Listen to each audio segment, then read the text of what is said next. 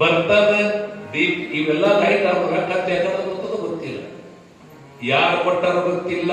ಹಂಗ 83,99,999 ಜನ್ಮಗಳಿಂದ ಬಂದಿರುವಂತ ಅನಾದಿ ಕಾಲದಿಂದ ಬಂದಿರತಕ್ಕಂತ ಆ ಅಜ್ಞಾನ ಎಲ್ಲಿ ದೂರ ಆಗ್ತದೆ ಕೇಳಿದ್ರೆ ಗುರು ಸನ್ನಿಧಾನದೊಳಗೆ ಬಂದು ನಾ ಯಾರಂತ ಪ್ರಶ್ನೆ ಒಂದು ವೇಳೆ ಎತ್ತಿತ್ತು ಅಂದ್ರೆ ನಿನ್ನ ಮನದ ಕತ್ತಲೆ ಕಳೆಯುವಂತ ಕಾರಣ ಸದ್ಗುರುವಿಗದ.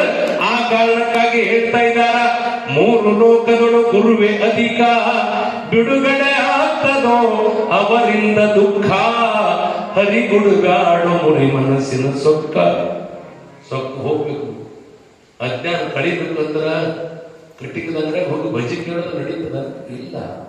ಕಾರಣ ಅಲ್ಲಿ ಬಜಿ ಸಿಗಂಗಿಲ್ಲ, ಕಟ್ಟಿಗೆದಂದ್ರೆ ಬಜಿ ಸಿಗಂಗಿಲ್ಲ. ಗುರು ಸನ್ನಿಧಾನದೊಳಗ ನಾ ಯಾರಂತ ತಿಳ್ಕೊಳ್ಬೇಕಾಗಿತ್ತು ಅಂದ್ರ ಎಲ್ಲರೂ ಹೋದ್ರೂ ಸಿಗಂಗಿಲ್ಲ. ಅದು ಮಣೇಂದ್ರ ಅಪ್ಪಾಜಿಯವರ ಪವಿತ್ರವಾಗಿರುವಂತ ಸನ್ನಿಧಾನಕ್ಕೆ ಬಂದ್ರೆ ನಾ ಯಾರಂತ ಗೊತ್ತಾಗ್ತದೆ.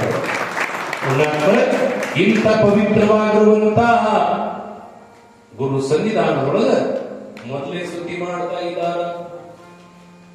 ಮಂಗಲದೊಳಗೆ 3 ಪ್ರಕಾರಗಳು. ಒಂದು ನಮಸ್ಕಾರ ರೂಪ ಮಂಗಲ, ಇನ್ನೊಂದು ವಸ್ತು ನಿರ್ದೇಶ ರೂಪ ಮಂಗಲ, ಇನ್ನೊಂದು ಆಶೀರ್ವಾದ ರೂಪ ಮಂಗಲ. ಗುರುಗಳ ಹತ್ರ ಬಂದಿರುವಾಗ ಏನ್ ಮಾಡ್ಬೇಕು ಅಂತ ಕೇಳಿದ್ರೆ ನಮಸ್ಕಾರ ರೂಪ ಮಂಗಲ, ಅಪ್ಪವ್ರದೇನು ಆಶೀರ್ವಾದ ರೂಪ ಮಂಗಲ, ವಸ್ತು ನಿರ್ದೇಶ ರೂಪ ಮಂಗಲ. ಯಾವ ಸ್ಥಾನದೊಳಗದೀನಿ ಅನ್ನೋದನ್ನ ತಿಳ್ಕೊಂಡು ನಾವು ಇರೋದಕ್ಕೆ ವಸ್ತು ನಿರ್ದೇಶ ರೂಪ ಮಂಗಲ. ಇಲ್ಲಿ ಬಂದು ನಾ ಡ್ಯಾನ್ಸ್ ಮಾಡ್ತಿರೋದ ನಡೀತದ? ಹಾಗಾಗಿಲ್ಲ. ಯಾವ ಸ್ಥಾನದೊಳಗೆ ಏನ್ ಮಾಡಬೇಕು ಅನ್ನುವಂತ ಪರಿಜ್ಞಾನ ಇಟ್ಕೊಂಡು ನಾವು ಮುಂದುವರಿಯೋದಕ್ಕೆ ವಸ್ತು ನಿರ್ದೇಶ ರೂಪ ಮಂಗಲ ಅಂತ ಶಾಸ್ತ್ರ ಹೇಳ್ತದ. ಆ ರೀತಿಯೊಳಗ ಈ ಪುರಾಣವನ್ನ ಕನ್ನಡದೊಳಗೆ 6 ಷಟ್ಪದಿಗಳವ. ಶರ ಕುಸುಮ ಭೋಗ ಭಾಮಿನಿ ಪರಿವರ್ತನ ಭಾರತಕ ಅನ್ನುವಂತ 6 ಷಟ್ಪದಿಗಳಲ್ಲಿ ಭಾಮಿನಿ ಷಟ್ಪದಿಯೊಳಗ ಬರೆದ ಗ್ರಂಥವೇ ಅದು ಲಕ್ಷಾಣದ ಮಹಾತ್ಮ ಸಿದ್ಧಲಿಂಗರ ಪುರಾಣ. ಪ್ರಭುಲಿಂಗ ಲೀಲೆಯೊಳಗೆ ಚಾಮರಸ ಹೇಳಿದ ಹಾಗೆ ಪುರಾಣದಿಂದ ಕ್ಷಣವೇ ಸೊಕ್ಕಿನಿಂದ ಸೋತು ಸತ್ತವರ ಕಥೆಯಲ್ಲವಿದೋ.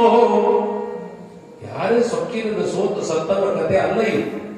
ಪುರಾಣ ಎಂದಾಕ್ಷಣ ಎಮ್ಮ ಆತ್ಮಚರಿತೆ ಇದು. ಅದು ಕೇಳಿದಾಗ ನಾವು ಜನ್ಮ ಪಾವನ ಆಗ್ಬೇಕು. ಅದಕ್ಕಾಗಿ ಪುರಾಣ ಹೇಳೋದು, ಅದಕ್ಕಾಗಿ ಪುರಾಣ ಕೇಳೋದು. ಹ್ಯಾಂಗೆ ಕೇಳಬೇಕು, ಎಷ್ಟು ಕೇಳಬೇಕು, ಯಾವಾಗ ಕೇಳಬೇಕು, ಏನನ್ನು ಕೇಳಬೇಕು, ಇದಕ್ಕೆ ಶ್ರವಣ ಭಕ್ತಿ ಅಂತ ಕೂಡ ಶಾಸ್ತ್ರದವರು ಹೇಳ್ತಾ ಇದ್ದಾರೆ. ಪರೀಕ್ಷಿತ ರಾಜ 7 ದಿನ ಕೇಳಿದ. ಏನ್ ಕೇಳಿದ? ಭಾಗವತ ಕೇಳಿದ. 7 ದಿನದಲ್ಲಿ ಮುಕ್ತನಾದ. ಈಗಟ್ಟು ಬಂದಿರಂತ ಅವಶ್ಯಕತೆ ಇಲ್ಲ. ಕೇಳುವಾಗ ಹೇಗೆ ಕೇಳಬೇಕು ಅಂತ ಕೇಳಿದ್ರು ಪರೀಕ್ಷಿತ ರಾಜ ನಮಗೆ ಕೇಳಬೇಕು. ಕೇಳುವಾಗ ಹೇಗೆ ಕೇಳಬೇಕಂತ ಕೇಳಿದ್ರೆ ಅರ್ಜುನ ಕೇಳಬೇಕು. ರಣರಂಗದೊಳಗೆ ಕೃಷ್ಣ ಪರಮಾತ್ಮ ಹೇಳ್ತಾನೆ, ಧರ್ಮಕ್ಷೇತ್ರ ಕುರುಕ್ಷೇತ್ರ ಸಮವೇತ ಉತ್ಸವ ಮಾಮಕ ಪಾಂಡವಾಶ್ಚೈವ ಕಿಂ ಕುರ್ವತಿ ಸಂಜಯ. ಭಗವದ್ಗೀತೆ 700 ಶ್ಲೋಕ ಹೊತ್ಕೊಂಡಿರ್ತಕ್ಕಂಥ ಒಂದು ಗ್ರಂಥ. 700 ಶ್ಲೋಕದ ಪುಣ್ಯಾತ್ಮರೇ. ಕೇಳುವಾಗ ಹೆಂಗ್ ಕೇಳಬೇಕಂತ ಕೇಳಿದ್ರೆ ಮನಸ್ಸು ಮನೆ ಕಡೆ ಇಟ್ಟು ಗುಡ್ಯಾಗ ಕೂತು ಕೇಳಿದ್ರ ಏನ್ ಪ್ರಯೋಜನ? ಏನು ಪ್ರಯೋಜನ ಹೇಳಿ ನೋಡೋಣ.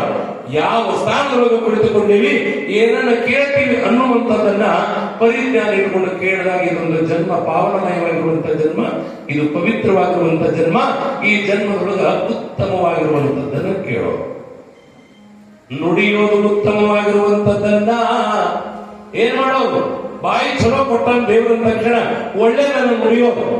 ಅಪ್ಪವ್ರ ಬಾಯಿ ಎಂತ ಮಾತಾಡ್ತಾರೆ ಕೇಳಿದ್ರೆ ಮುತ್ತುಗಳು ಬರ್ತಾವ. ಅವ್ರ ಮಾತುಗಳನ್ನು ಕೇಳಿದಾಗ ಅದಕ್ಕೆ ಏನಂತ ಕರೆದ್ರು? ಅಪ್ಪವ್ರ ಆಶೀರ್ವಚನ ಮಾಡ್ತಾರೆ ಅಂತ ಹೇಳಿ, ಅವ್ರು ಭಾಷಣ ಮಾಡ್ತಾರೆ ಅಂತ ಹೇಳಿಲ್ಲ. ಆಶೀರ್ವಚನ ಕಾರಣ ಅವರು ಮಾತಾಡಿರೋದು ನಮ್ಮ ಜನ್ಮ ಪವಿತ್ರ ಆಗ್ತದೆ. ಅದಕ್ಕೆ ಗುರುವಿನಿಂದ ಬಾಯಿಂದ ಬಂದಿರುವಂತದ್ದು ವೇದ, ಗುರುಬಾಯಿಯಿಂದ ಬಂದಿರುವಂತದ್ದು ಮಂತ್ರ, ಗುರುಬಾಯಿಯಿಂದ ಬಂದಿರುವಂತದ್ದು ಜ್ಞಾನ.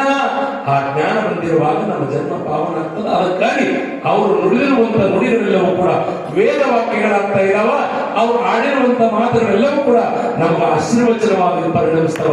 ಆ ಕಾರಣಕ್ಕಾಗಿ ಗುರು ಸನ್ನಿಧಾನದೊಳಗೆ ನಾವೆಲ್ಲರೂ ಕುಳಿತುಕೊಂಡಿರ್ತಕ್ಕಂಥವ್ರು